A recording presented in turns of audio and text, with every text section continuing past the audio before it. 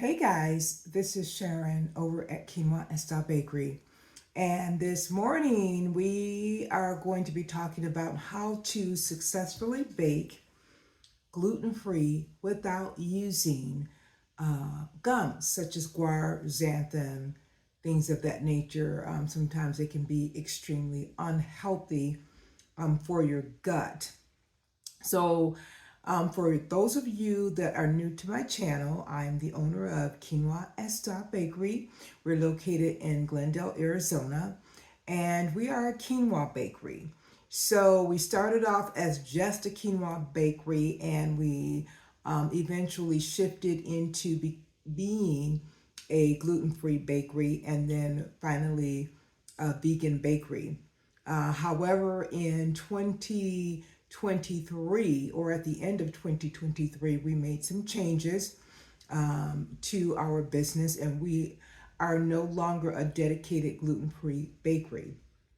The reason being is that some of our ingredients that we sourced, we could not control the manufacturers to ensure that the products that they were providing to us were, in fact, free of gluten. And without ongoing testing, just on a rigorous and regular basis, we just didn't feel comfortable with saying to our customers, we are dedicated gluten free. Now, our products are perfectly fine for those who are abstaining from eating foods with gluten because they want to have a healthier diet and they feel better when they don't eat food with gluten. Uh, those that have celiac disease, it's quite different. Many celiacs get very sick. Celiac disease is literally a allergy to gluten. Like people have allergies to peanuts, tree nuts, blueberries, eggs, fish, shellfish. It is an allergy. And we want to make sure that our customers are always safe and healthy. So, with all of that said, we still don't use ingredients that contain gluten. We just don't do ongoing testing. And we also felt that we got away from our primary goal when we started the business, and that was and still is to be a quinoa bakery. So we start with an organic non-GMO quinoa seed. We mill that into a flour, and we make or produce everything from that quinoa flour, meaning that we don't use white or wheat flour, rice flour, potato starch. We are a quinoa company, period. With all of that said, right out of the gate, right from the beginning, we never ever used gums in our foods. We found a way around that.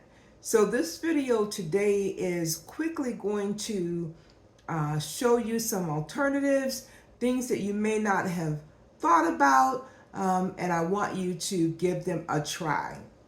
So the first thing is the most obvious, which is flaxseed, ground flaxseed. Now, you guys are familiar with flaxseed, and I'm just gonna go ahead and show you what that looks like. So it's just ground. You just want to put that in the bowl with your dry mixes. You don't want to make flax gel. Why? Because oftentimes it can make your baked goods dense and heavy. Go ahead, put the dry flax gel or dry flax seed in with your flour, baking soda, salt, all of your dry ingredients, and just mix it in and go on with your recipe, and you're going to be just fine. Now, the ratio is typically 1 tablespoon of flaxseed to 2 cups of flour. So for every 2 cups of flour, you're going to add 1 tablespoon of flaxseed.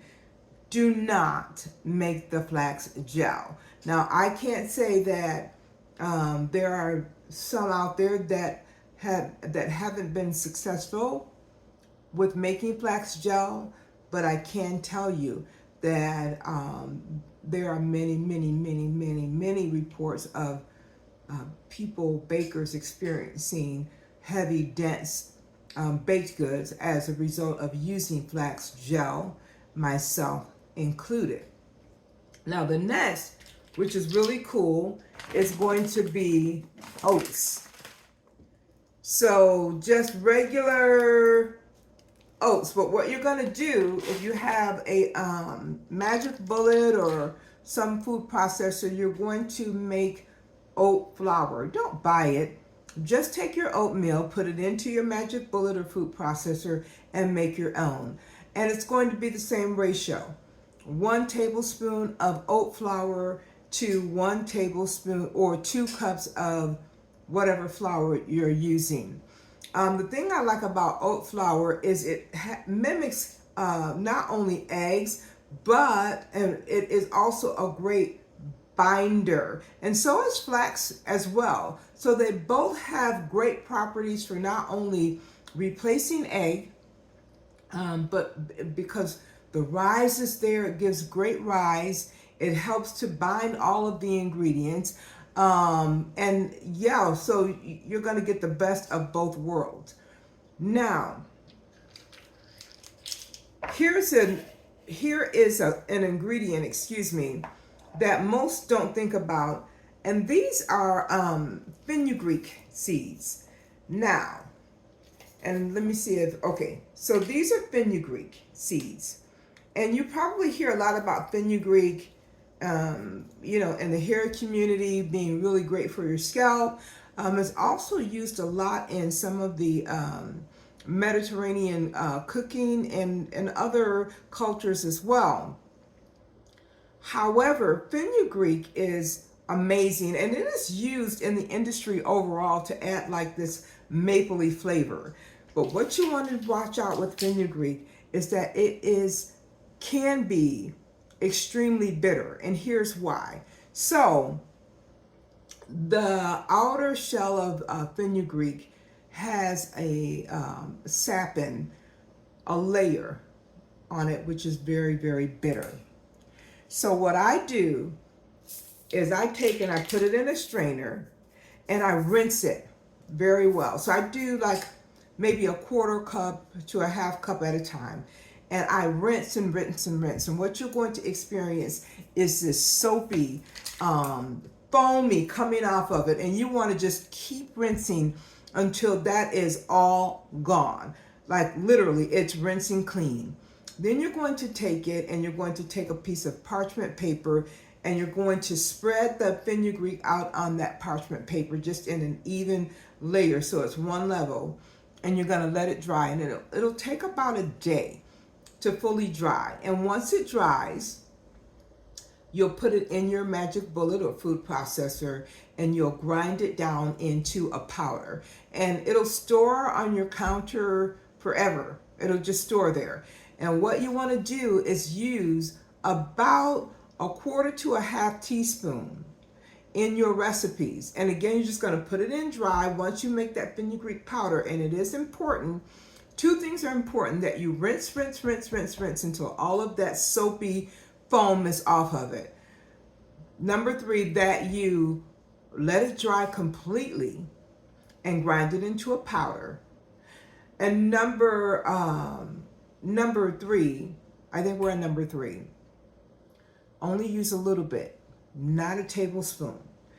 Fenugreek is very powerful, not only in its flavor, but its strength, its powerful abilities, and it bulks up very similarly to eggs, but even more puffy. I don't know the word that I'm looking for, but it is very strong. So it does a great job of mimicking eggs, and it's going to be a great binder. But again, if you're using 2 cups of flour, You really only want to use a quarter to a half teaspoon of fenugreek, period.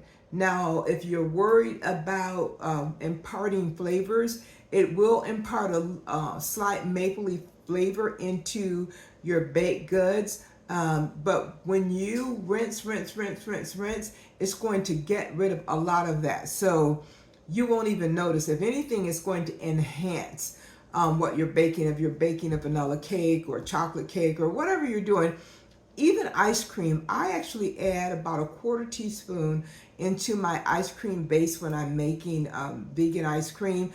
I love maple walnut ice cream, and fenugreek really enhances the maple flavor in ice cream. So there's a little tip that even if you make just regular ice cream with cream, if you add 1/4 teaspoon of fenugreek to your base, and then strain, go ahead and make your ice cream and then strain, you're going to be pleasantly surprised. It's going to enhance that. So yeah, again, three ingredients that will replace gluten and eggs in your recipe is going to be ground flaxseed. That's 1 tablespoon to 2 cups of water, or 2 cups of flour, excuse me. And that is the ratio. 1 tablespoon of oat flour to 2 cups of flour, or 1/4 to 1/2 teaspoon of fenugreek powder. You're going to add all of that directly into your dry mixes. You are not going to make flax gel. You are not going to make oat gel. You are not going to make fenugreek gel. You're going to add it right into your dry mixes. Now, the only thing I can't stress enough is on the fenugreek that you must absolutely rinse until you see no more soapy residue coming off of the fenugreek. Because if you don't, you will regret it, because it is a very bitter without that rinse and making sure that you dry it completely before you grind it into a powder. Now, I'm going to jump back to the front for a minute, because I talked about celiac disease, and I will include a link in the comments section or in the description where you guys can go and read up on celiac disease, so that you understand your relatives, whomever, your co-workers that may be experiencing celiac disease. It's very, very important that you understand what it is and how to protect not only yourself, but the people you care about, or just people in general. Now, my next segment is going to be about or on setting up your kitchen to accommodate those with celiac. So when you have people in your household that have celiac disease and you're trying to prevent cross-contamination, we're going to talk about that in the next section. So if you have any questions, go ahead and leave me a message. I do have some recipes on our recipe download page on our website, and I will include that link as well. So yeah, just let me know if you have any questions. You can ask them in the comments, or you can email us directly. So I look forward to our next time, and have a good afternoon. Thank you so much. We appreciate you.